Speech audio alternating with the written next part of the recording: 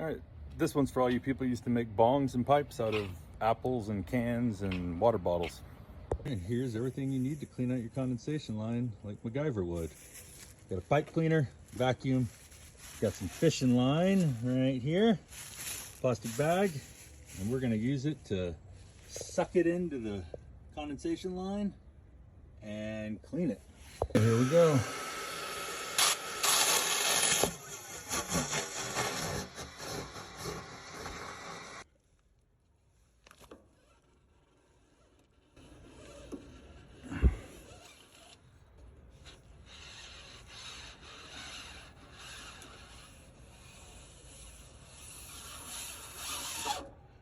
Oh,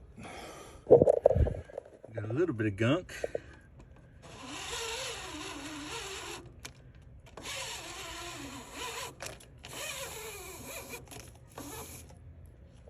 Huh, not a whole lot.